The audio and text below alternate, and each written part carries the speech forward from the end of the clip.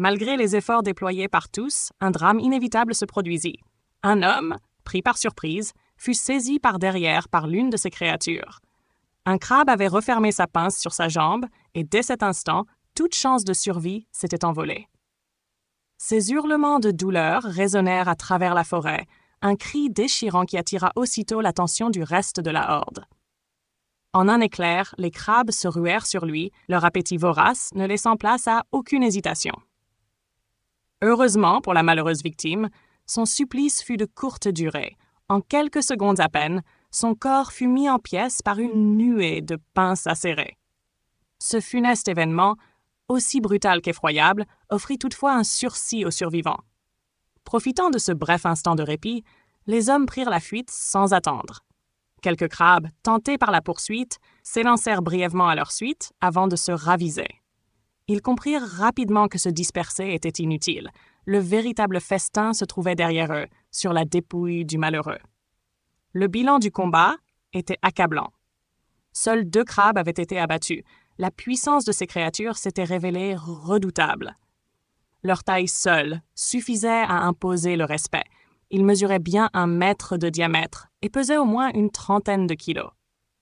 Une force brute, alliée à une carapace résistante, en faisait des adversaires particulièrement redoutables. Les hommes, marqués par cette rencontre, savaient désormais qu'ils avaient affaire à une menace bien supérieure à tout ce qu'ils avaient affronté jusqu'à présent. Ce n'était plus seulement un obstacle sur leur route, mais un véritable fléau qui, s'ils n'y prenaient garde à l'avenir, risquait d'anéantir leur tribu tout entière. Aganwa et son fidèle chien avaient traversé l'épreuve sans encombre. Bien que leurs muscles encore tendus trahissent l'intensité du combat. Peu à peu, l'adrénaline retombait, laissant place à une fatigue lourde mais contenue. Après quelques minutes à suivre les pistes laissées dans la végétation, lui et les autres chasseurs retrouvèrent enfin la trace de la tribu. Dès qu'il aperçut sa femme et sa fille, indemnes, il sentit un immense soulagement l'envahir. Il les serra contre lui avec force, comme le firent les autres guerriers en retrouvant leurs proches, tous conscients d'être passés bien près du pire. Mais l'émotion fut de courte durée. Il n'y avait pas le temps de s'attarder, pas même pour souffler. Cette forêt hostile leur avait déjà pris plusieurs compagnons, et chaque instant passé en son sein représentait un danger de plus. Sans tarder, ils reprirent la route, déterminés à quitter ces lieux maudits avant qu'un nouveau péril ne s'abatte sur eux.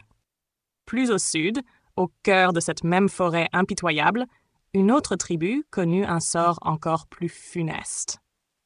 Les crabes bleutés qui avaient assailli la troupe d'Agenwa reproduisirent leur tactique de chasse habituelle, celle qu'ils employaient contre les petits oiseaux coureurs. Profitant de l'inattention de leur proie, ils encerclèrent silencieusement la tribu en plein repos après de longues heures de marche, se mouvant avec une discrétion troublante, comme si leurs pas ne pesaient pas sur le sol. Puis, dans l'air lourd de tension, un bref cliquetis retentit, un signal presque imperceptible, mais suffisant pour déclencher un assaut parfaitement synchronisé. L'attaque fut d'une brutalité implacable. La tribu, comptant moins de 70 âmes, femmes, enfants et vieillards compris, se retrouva submergée par une marée de plus de 200 créatures voraces. L'issue ne faisait aucun doute.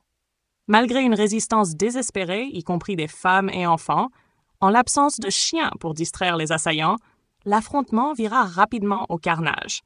Quelques crabes furent abattus, mais déjà plus d'une quinzaine de membres de la tribu gisaient au sol, agonisants ou sans vie. C'est alors que l'horreur prit une nouvelle dimension lorsqu'une créature cauchemardesque émergea depuis les broussailles. Un crabe colossal, dépassant les 2,50 m de hauteur et pesant sans doute plusieurs tonnes, apparut à la lisière du champ de bataille. Contrairement aux autres, il n'était pas simplement une version démesurée de ses congénères.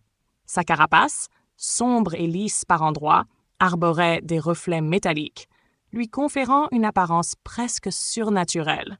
Des mousses et des fragments de végétation semblaient s'être accrochés à lui au fil du temps, puis comme si cette créature était un vestige ancien, un monstre endormi que le tumulte du massacre venait d'éveiller. Le monstre émit une série de cliquetis puissants, des ordres clairs que ses sbires comprirent immédiatement. Comme un chef de guerre dirigeant ses troupes, il dictait la stratégie à suivre.